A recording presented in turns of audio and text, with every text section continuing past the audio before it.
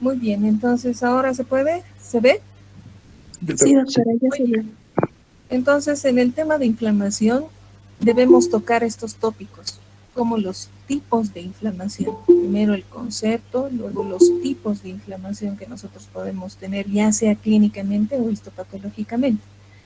También podemos nosotros ver todos los cambios bioquímicos, fisiopatológicos que suceden en la inflamación. Nos interesan los cambios celulares y vasculares. Importante para nosotros en patología conocer los patrones inflamatorios de la inflamación. Debemos también ver la evolución de la inflamación, ¿no? Cómo evoluciona la inflamación, los defectos de la inflamación y finalmente la reparación. Estos cambios histopatológicos para nosotros son muy importantes.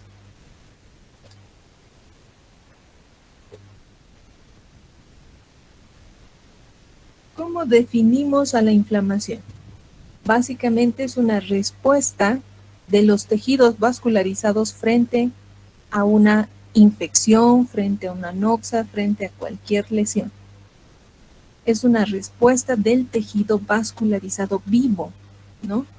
Por lo tanto, de ahí esta importancia en lo que es en la medicina legal, en la medicina forense, porque todo proceso inflamatorio se da en tejido vivo, es decir, ante mortem, ¿no?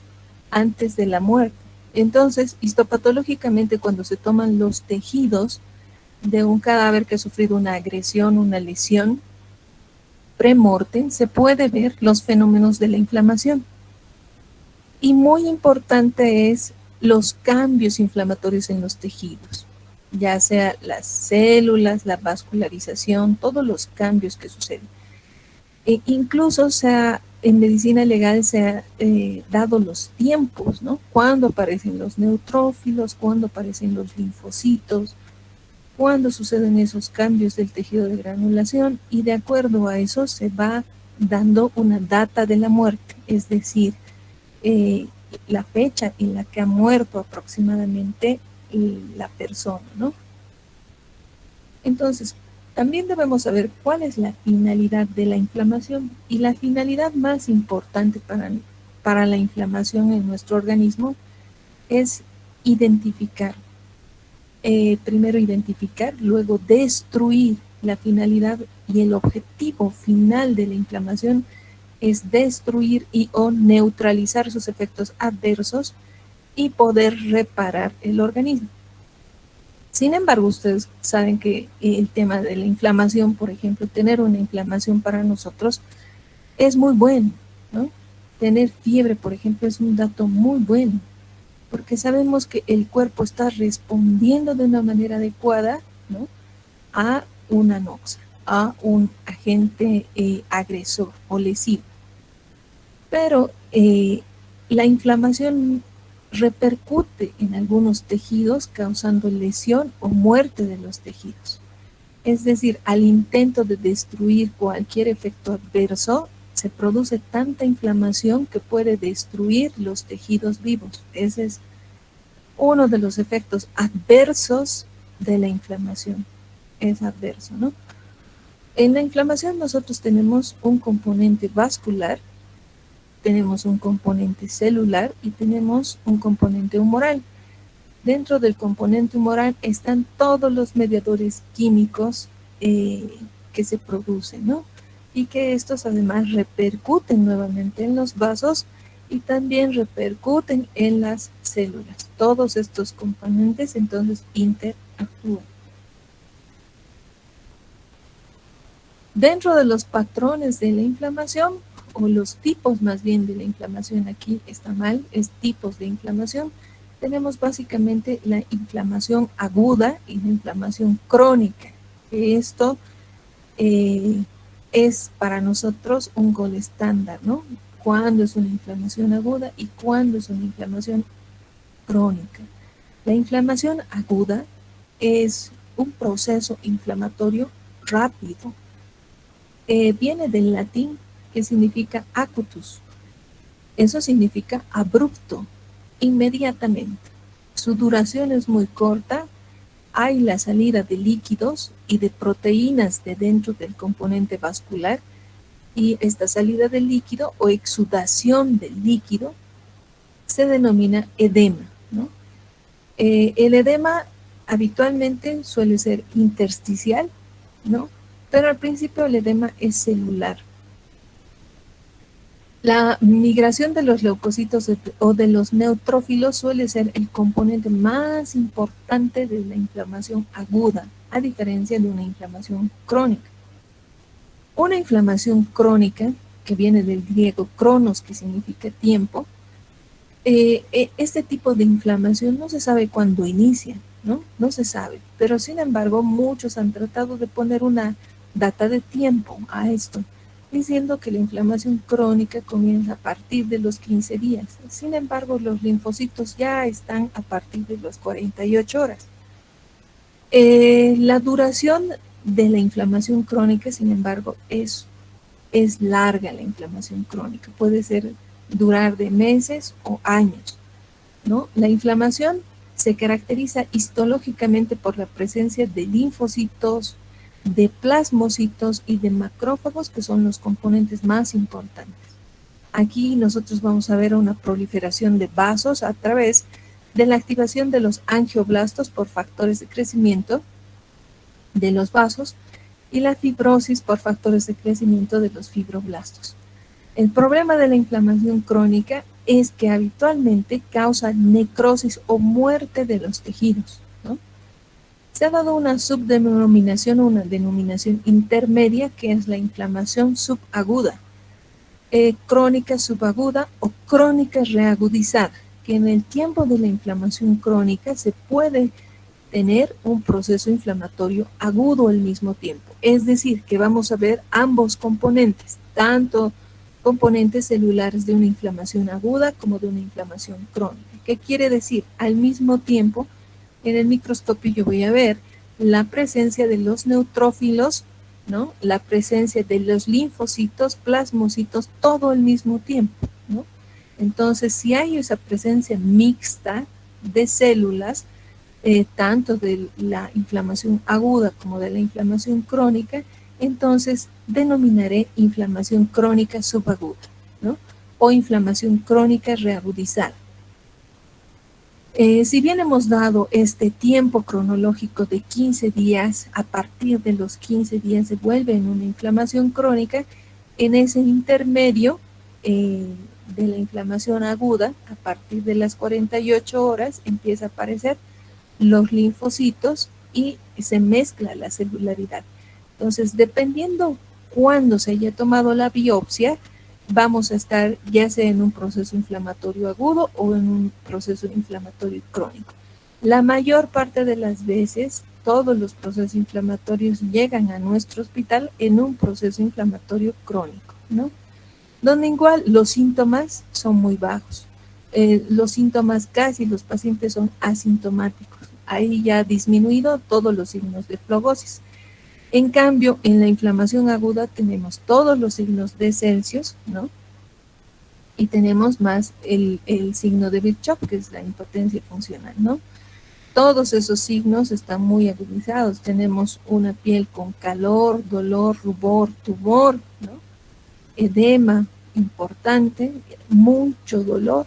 Esa es la característica clínica. En cambio, en la inflamación crónica, los signos no son muy visibles. Tenemos algo de tumor persistente, ¿no? Con un edema persistente, sin embargo, el dolor no es muy manifiesto. Y eso es una inflamación crónica. En momentos se vuelve a reagudizar.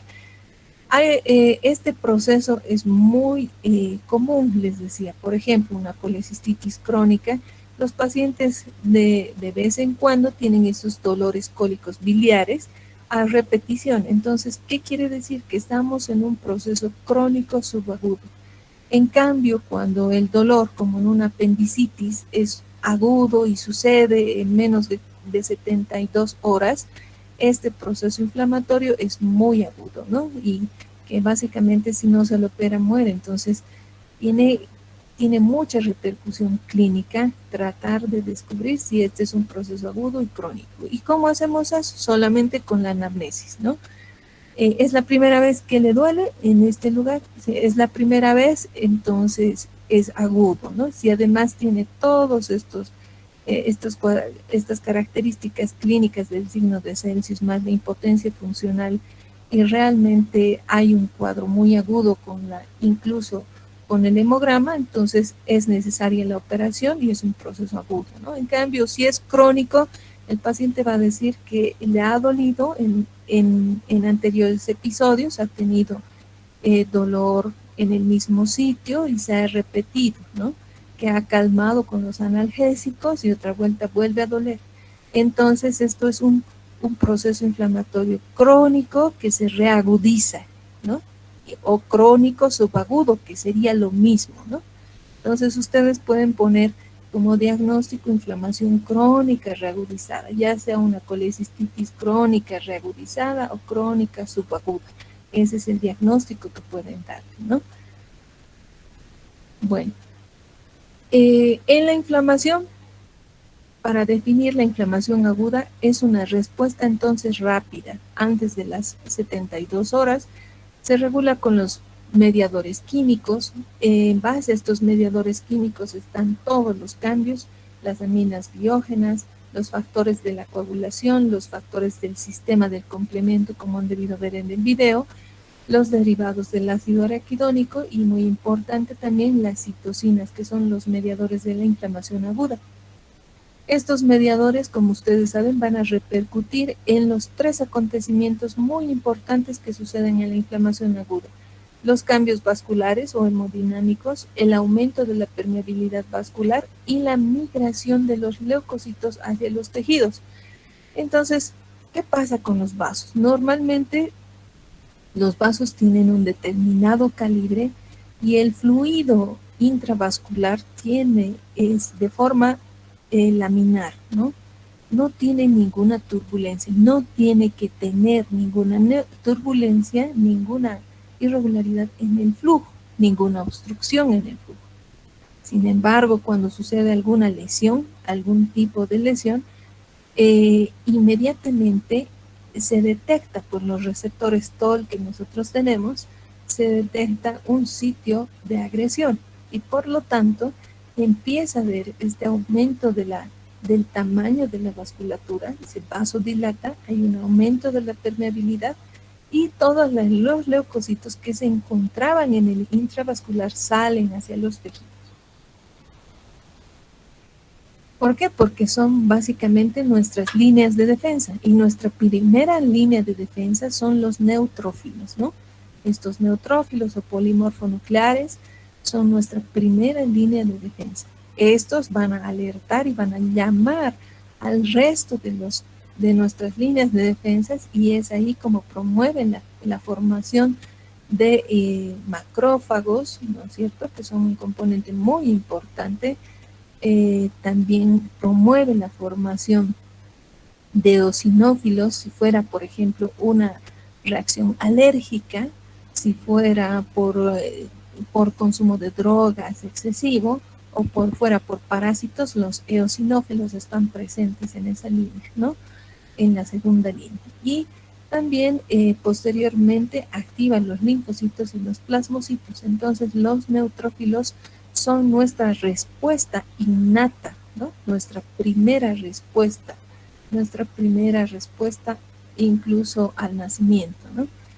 Bueno, los componentes mayores, entonces, habíamos dicho, la alteración hemodinámica como el calibre vascular. Aquí hay un aumento de flujo. Este aumento de flujo sanguíneo es lo que nos da los signos de Celsius de calor y de rubor en el aire, ¿no? Muy roja la lesión. El segundo cambio, que sería el cambio microvascular, ¿no?, que hace que salga todo el fluido hacia afuera y nos da el edema, pero el edema se caracteriza porque tiene 2 componentes, ¿no? También el edema habitualmente se define como un aumento del líquido intersticial, pero no solamente puede ser líquido, sino también puede ser componentes de las proteínas y celulares, ¿no? Componentes celulares del intravascular. Aquí nosotros vamos a diferenciar lo que es el exudado y lo que es el trasudado. El trasudado habitualmente es un ultrafiltrado del plasma, es decir, que tiene muy poco componente proteínico celular. Es como si nosotros licuáramos la sangre, centrifugáramos la sangre, y todo lo que es el componente rojo, ¿no?, a un lado, ese es el que no sale, y el trasudado es básicamente el suero, el componente traslúcido de la sangre, ¿no? El suero de la sangre, ese es el trasudado. Y el exudado es la salida de todos los leucocitos, de las proteínas que se encuentran ya en el intersticio, ¿no? La migración de los leucocitos, aquí nosotros vamos a ver que poco a poco los leucocitos salen y se van acumulando en el sitio de la lesión. Bueno, se activan para eliminar el agente, ¿no? Y como generan un montón de citocinas, prostaglandinas, se va a producir mucho edema y dolor. Cuando hay dolor, básicamente hay la cantidad aumentada de los leucocitos, ¿no? Y eso se va sobre todo visualizar cuando nosotros pidamos un hemograma, vamos a tener leucocitosis. De esta manera podemos diferenciar lo que es un trasudado de un exudado cuando se hace citoquímico del líquido, no citológico, citoquímico. El examen citoquímico del líquido nos da todos los componentes del líquido del proceso inflamatorio. Por ejemplo, supongamos que un paciente tiene un derrame pleural y nosotros al hacer la punción sacamos un líquido traslúcido medio amarillento, ¿no? Un líquido que todavía se ve a trasluz, ¿no? Para nosotros es un trasudado, pero también tiene que ir correlacionado con un citoquímico que se pida al laboratorio de bioquímica, a cualquier laboratorio químico. Entonces ahí nos dan los componentes. En un trasudado hay menor cantidad de proteínas, ¿no? Hay menor cantidad de células. Vamos a ver también que la glucosa no está muy alterada. La LDH, ¿no?, la deshidrogenasa láctica, vamos a ver que también está disminuida, no hay mucha alteración. Los leucocitos también están disminuidos, a diferencia de lo que sucede en un exudado. El exudado podemos decir que es un líquido que tiene mucho componente celular, muchas proteínas. Aquí la glucosa se encuentra disminuida, sin embargo hay un aumento de la LDH, ¿no? El pH es lo mismo y hay un aumento de los leucocitos, y eso es lo que nosotros vamos a obtener en el reporte químico, ¿no? Ahora vamos a lo que es nuestro campo, que sería la anatomía patológica. Muchas veces nos envían este líquido. Este es un líquido de trasudado, ¿no? El primero, el que vemos en la jeringa con un líquido medio amarillento que parece orina, ¿no? Es un líquido pleural, pero este líquido es un trasudado, ¿no? A trasluz todavía podemos ver, ¿no? Entonces es un componente líquido de trasudados, como el suero. Sin embargo, vemos los otros tubos de ensayo y vamos a ver un contenido hemorrágico en algunos casos, un contenido amarillento, un contenido blanquecino, y este contenido amarillento, este contenido que parece, ¿no?, al color amarillento, no es translúcido, no podemos ver a trasluz. Este contenido habitualmente es un exudado, ¿no? Si es blanquecino, se trata de el líquido linfático. Esto estaríamos obteniendo básicamente de un linfedema, ¿no? Es un líquido linfático. Si es blanquecino como la leche, es entonces líquido linfático. Eso no tienen que olvidarse, ¿no? Porque muchas veces sacan un líquido linfático en la clínica, en el hospital, y no saben qué cosa es. Entonces, si es pus o no. La pus, ustedes han debido conocer, es tejido purulento, decimos nosotros, ¿no? El contenido purulento, esa es la pus. Y si alguna vez han tenido una inflamación, me imagino una foliculitis, han debido ver la salida de un líquido que es más denso, ¿no? Tiene mayor densidad, que tiene un color que es amarillento, ¿no?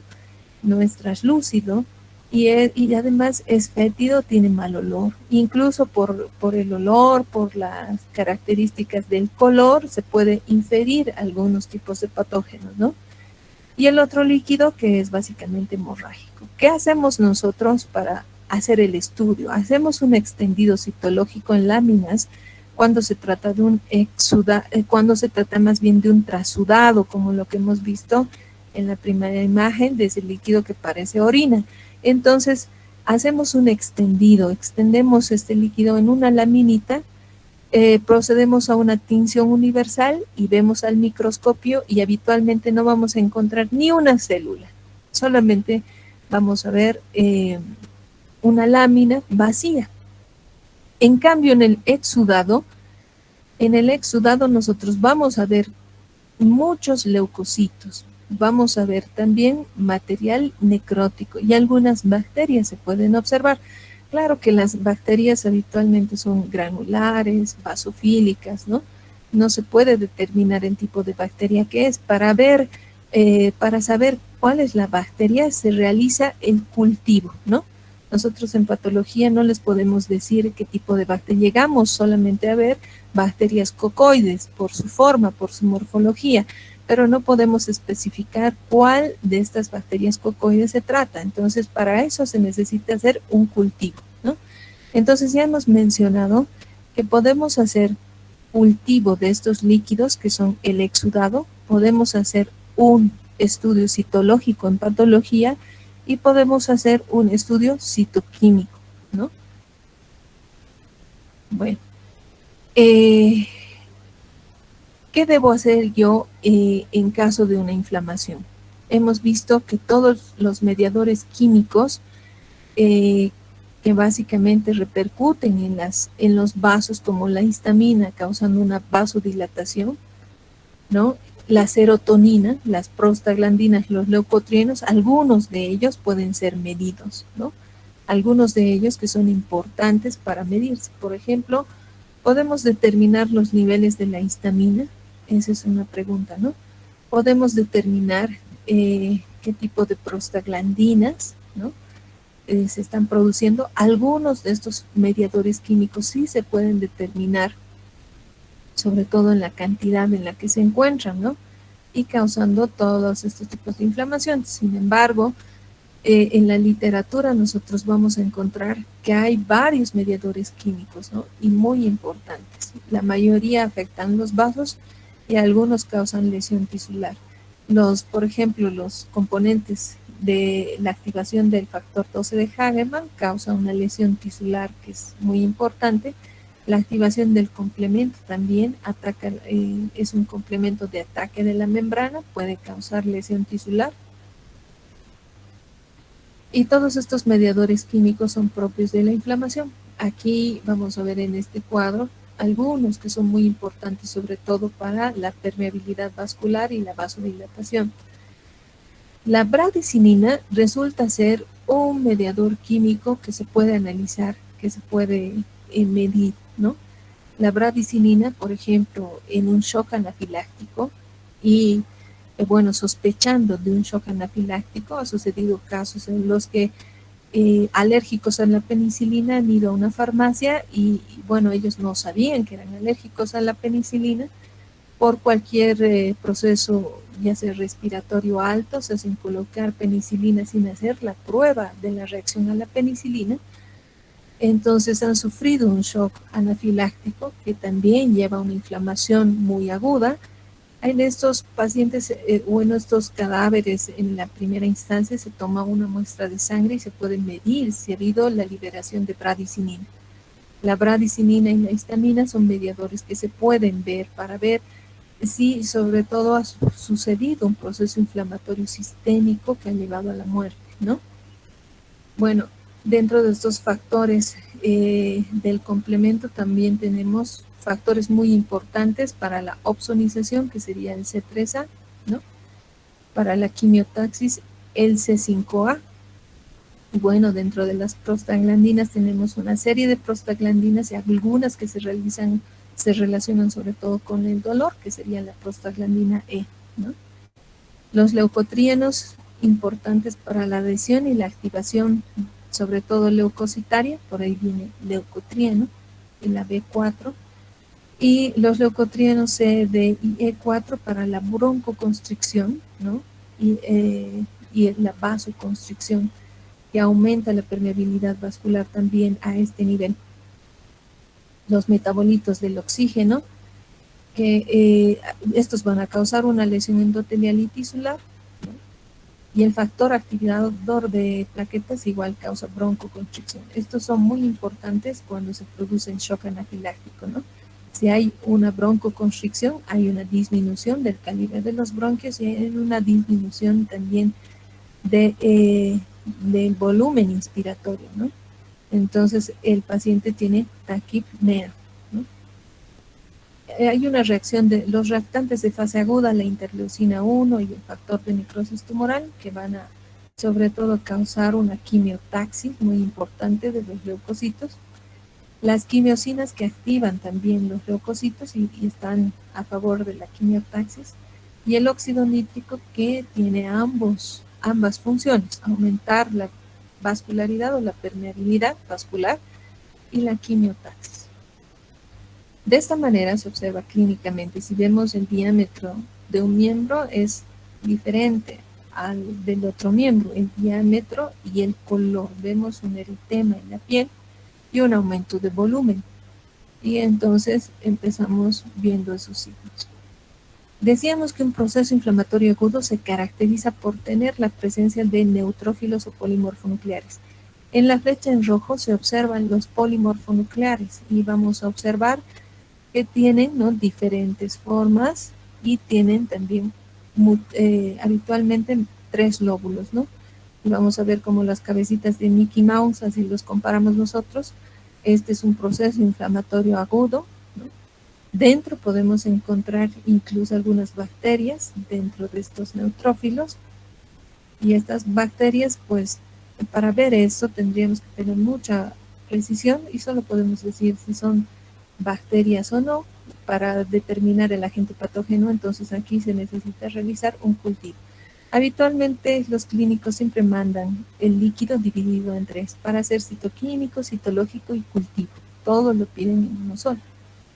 Aquí, por ejemplo, en un tejido cerebral, en una encefalitis o en una meningoencefalitis, podemos ver también el exudado, ¿no? En el componente alveolar, en una neumonía, también podemos ver el infiltrado inflamatorio que tiene los alveolos.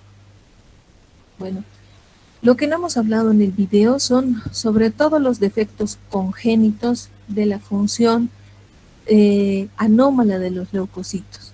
Y esta se presenta en 1 cada 10.000 lactantes, es decir, que en la infancia, sobre todo en la patología pediátrica, se puede observar con más frecuencia. Y aquí nosotros vamos a tener tipos de defectos, como por ejemplo el defecto de la adhesión leucocitaria. Hemos hablado en el video de las integrinas, de las selectinas, y en la formación de las selectinas existe proteínas, y también para formarse esas proteínas necesitan enzimas. Bueno, aquí por ejemplo puede haber un defecto, ¿no?, en la formación de las enzimas para degradar las proteínas para la formación de las selectinas o de las integrinas. Entonces vamos a ver selectinas e integrinas que no tienen la capacidad funcional para desarrollar este efecto, ¿no? Y por lo tanto vamos a tener un defecto de la adhesión leucocitaria. ¿Qué va a pasar clínicamente? Que habitualmente tengamos pacientes que tengan una mala respuesta inflamatoria, ¿no? Aquí no vamos a tener la presencia de muchos leucocitos, ¿no? Porque para salir al extravascular necesitamos primero la adhesión leucocitaria, ¿no? Necesitamos el rodamiento, necesitamos la transmigración. Entonces no va a haber la cantidad suficiente de leucocitos en el sitio de la lesión. Eso sería uno de los defectos. Los niños comienzan a sufrir muchas agresiones y no son capaces de responder de manera adecuada con el proceso inflamatorio. Hay otro defecto, que puede haber defectos de la fagocitosis. Una enfermedad que se observa es la enfermedad de Chediak-Higashi, Celiac Higashi es una enfermedad por defecto de la fagocitosis. Hay un defecto de los macrófagos sobre todo, los cuales no migran y no se produce la fagocitosis correspondiente.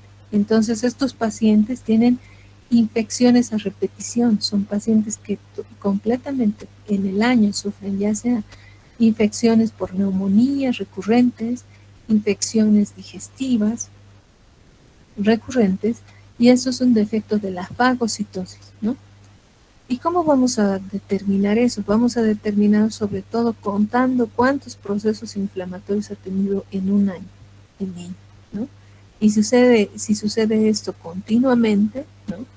Estos procesos inflamatorios, entonces hay que desarrollar un estudio genético, ¿no? Para ver si tiene estos defectos de la fagocitosis o si tiene un defecto de la adhesión leucocitaria, que tiene un componente, un trasfondo genético, una anomalía genética. Estos defectos también pueden verse en la actividad bactericida.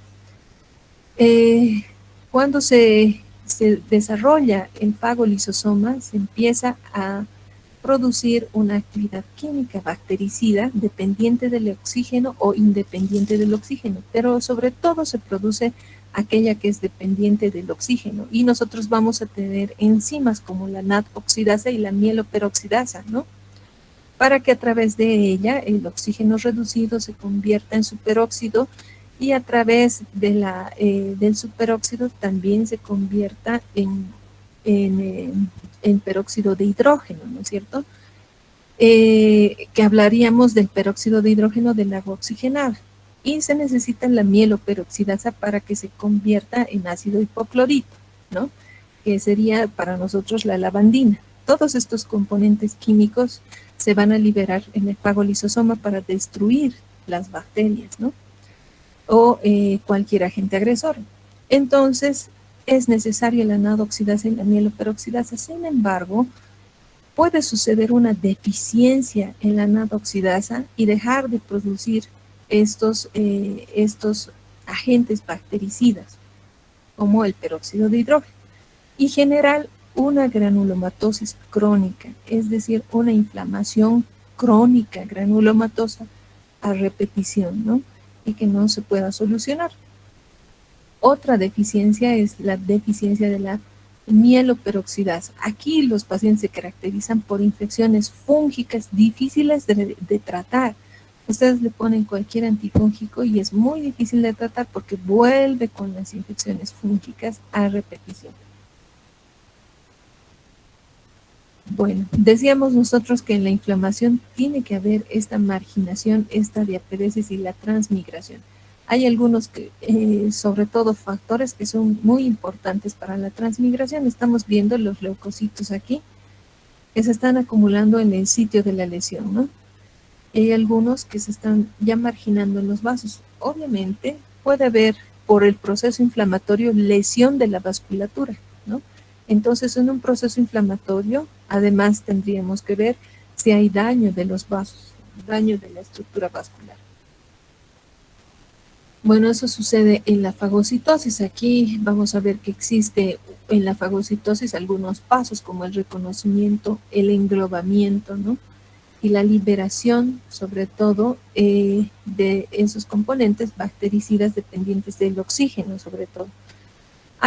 Cuando hay defectos de la NAD-oxidasa, de la mieloperoxidasa, se activan los que son factores bactericidas independientes del oxígeno, que son enzimas como los lisosomas, ¿no? Las lisosimas, que son enzimas destructoras, pero habitualmente son dependientes del oxígeno. Y aquí vemos sobre todo la función de la NAD-oxidasa, ¿no? Que va a reducir el oxígeno formando estos agentes bactericidas. Bueno, entonces todos estos mediadores químicos son responsables de todo el proceso inflamatorio que ustedes van a ver y que además tiene una gran sintomatología, ¿no? Algunos, sobre todo los que vienen de células, son mediadores que se van a ver en primera instancia y después vamos a tener componentes que se originan del hígado, se liberan al plasma y aquí estamos hablando del factor 12 de Hagemann y del sistema del complemento, ¿no? Los efectos entonces en la fase aguda, los reactantes de fase aguda se denominan así a la interleucina 1 y el factor de necrosis tumoral. En el COVID hemos visto sobre todo la función importante de la interleucina 1, de la interleucina 6, que era muy importante, ¿no? Entonces, en una fase aguda, el paciente va a tener fiebre, aumento de la temperatura, sueño, disminución del apetito, va a haber un aumento de las proteínas de fase aguda, ¿no? Y podemos tener un efecto dinámico, ¿no? Una inflamación sistémica como el shock. Vamos a ver neutrofilia en el examen de sangre. Y los efectos endoteliales, entonces, son todo lo que hemos visto, un aumento de los leucocitos, un aumento de las prostaglandinas, la disminución de los anticoagulantes, el aumento de los procoagulantes, el aumento de las interleucinas, ¿no? A nivel de los efectos fibroblásticos, va a haber un aumento de la proliferación de fibroblastos, de colágeno y también de proteasas y prostaglandina E, ¿no? A nivel de los leucocitos, un aumento de las citocinas. Se va a generar una mayor formación de las citocinas en las células. Recalcar sobre todo que en la inflamación crónica, hay una inflamación crónica que puede ser con la formación de granulomas o no. Hay inflamaciones crónicas inespecíficas que no tienen formación de granulomas, ¿no? Los granulomas son estructuras nodulares vistas al microscopio, son agregados de macrófagos, células epitelioides, linfocitos y células gigantes que pueden observarse en estos granulomas. Esta formación de células gigantes va a estar bajo la influencia sobre todo del interferón gamma, que va a hacer que las células, que los macrófagos en primera instancia van a convertirse en células epitelioides, pero las células epitelioides se unen o se fusionan para formar una célula gigante. Y de todo esto es responsable el interferón gamma. En la clasificación vamos a tener de la inflamación crónica, entonces lesiones que no son granulomatosas y que las otras que son granulomatosas. Las granulomatosas a su vez se dividen en granulomas que son infecciosos, granulomas no infecciosos y granulomas a cuerpo extraño. Los granulomas infecciosos, aquí tenemos, por ejemplo, los granulomas caseificantes, ¿no? Los que producen necrosis de caseificación que han visto el día de ayer. Y los granulomas no infecciosos que no producen necrosis de caseificación. Vamos a ver algunos ejemplos. Por ejemplo, la histoplasmosis, así como la tuberculosis, produce necrosis de caseificación. Produce una granulomas con necrosis de caseificación. Vamos a ver que estos son estructuras nodulares rosadas que en el centro tenemos una necrosis. No hay células en el centro. Si observan, en el centro de la lesión no hay células, hay una necrosis de caseificación. Entonces, esta es la necrosis, ¿no? La necrosis de caseificación, que no hay dentro ningún componente celular o casi ninguno. Igual de esta misma manera, aquí tenemos la necrosis de caseificación. Todo esto es un granuloma. Todo lo que estamos observando es un granuloma con necrosis de caseificación. Estas células que ven aquí son células gigantes multinucleadas, ¿no? Estas células gigantes multinucleadas se caracterizan porque los núcleos son un montón y comparten un solo citoplasma. Y de aquí podemos tener células gigantes de tipo Langhans, células gigantes de tipo Taunton, células gigantes a cuerpo extraño. Sin embargo, estamos viendo nosotros aquí la histoplasmosis, células gigantes de tipo Langhans. Estas células gigantes que se van a disponer sobre todo a la periferia. ¿Qué tenemos que hacer cuando encontramos una lesión granulomatosa? La histología. Tenemos que reportar, si aquí me dieran esta lámina, reportamos como inflamación granulomatosa caseificante. Para corroborar esto, si se trata de una tuberculosis, porque puede ser un nodo linfático, porque puede ser una histoplasmosis o puede ser una coccidioidomicosis, todas las micosis profundas, que son diagnóstico diferencial de tuberculosis, se lleva a cultivo ¿no? Este material gaseoso se lleva a cultivo. Es de ahí que todo lo que se obtenga como material gaseoso se lleva a cultivo para confirmar si se trata de histoplasmosis, coccidiomicosis y tuberculosis. Pero ¿qué pasa en nuestro medio? Por epidemiología, y esto por epidemiología, asumimos que todas las necrosis de gasificación en nuestro medio se tratan de tuberculosis. Entonces, sin embargo, es necesario un cultivo para hacer un diagnóstico diferencial de histoplasmosis, de coccidioidomicosis. Es decir, que todo tiene que concatenarse, todo tiene que correlacionarse. Entonces, de ahí que el patólogo tiene una limitación. Hasta aquí podemos decir que es una inflamación crónica granulomatosa, con células de aspecto tipo Langhans, con necrosis de gasificación, pero es que hay que realizar un cultivo, ¿ya? Para confirmar, porque en nuestro medio la mayor parte sí es tuberculosis, pero también puede, por la signosintomatología, puede ser una micosis profunda, y eso verán ustedes, sobre todo en la parte clínica, ¿no? Hay que correlacionar clínico histopatológicamente estas lesiones. Bueno, hay otras enfermedades, como por ejemplo el arañazo de gato, que tiene una lesión granulomatosa nodular. Todos estos son los granulomas. Sin embargo, que en el centro de la lesión tiene neutrófilos, es decir, hay una necrosis supurativa en el centro de la lesión. Tiene neutrófilos, tiene polimorfonucleares, ¿no? Y periféricamente están los macrófagos que le dan ese aspecto blanquecino. Y estos puntitos que ven aquí como empedrados son los linfocitos. En un proceso inflamatorio granulomatoso crónico, habitualmente siempre se ven linfocitos, plasmocitos, ¿no? Y macrófagos. Sin embargo, aquí estamos viendo en esta enfermedad que además existen neutrófilos y la necrosis es supurativa o purulenta, ¿no? No es como la necrosis gaseosa. ¿Y eso por qué lo distinguimos? Porque hay la presencia de algunas estructuras bacterianas y de neutrófilos. De la misma manera, en la enfermedad por arañazo de gato, igual se tiene que realizar un cultivo, ¿no? La sífilis también tiene un proceso inflamatorio granulomatoso, pero que tiene otro tipo de necrosis. La necrosis se llama gomosa, ¿no es cierto?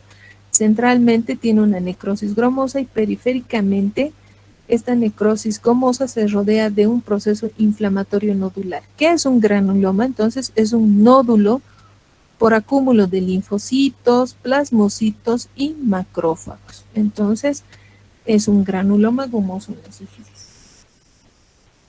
Hemos dicho que los granulomas pueden tener o no necrosis central. Estos, por ejemplo, no tienen necrosis central. Si ven, son puras células inflamatorias. No hay una necrosis central. Este es un granuloma que no tiene necrosis, no es gaseificante, es un granuloma no infeccioso. Es un granuloma que se produce por alteración del sistema autoinmune, ¿no? Las mismas células las reconocen a nuestro cuerpo como extraño y esta enfermedad autoinmune va produciendo este tipo de granulomas. Vean que las patologías del sistema inmunológico pueden producir este tipo de granulomas, sobre todo en la sarcoidosis, ¿no? Que es una enfermedad autoinmune. ¿Cómo distinguimos esta sarcoidosis? Porque vamos a tener estos ásteres, estos cuerpos asteroides dentro de una célula gigante. Si ven, la célula gigante anterior no tenía componente, ¿no?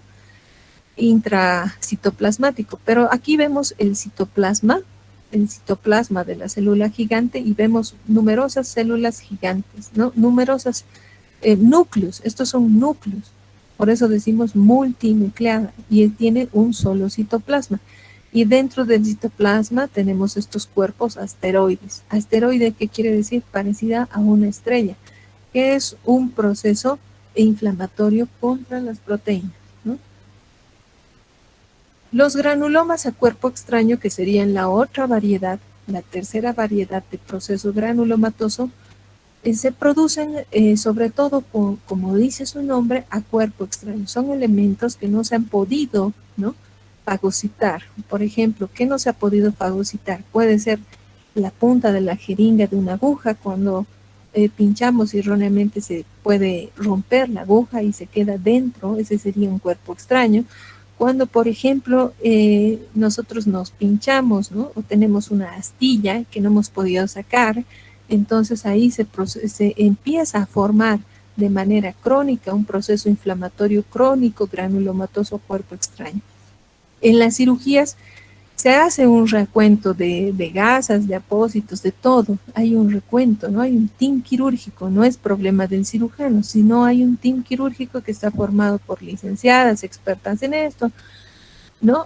Y ellas hacen un recuento. Sin embargo, se puede quedar gasa o apósitos dentro de la cavidad abdominal y causar un proceso inflamatorio granulomatoso a cuerpo extraño.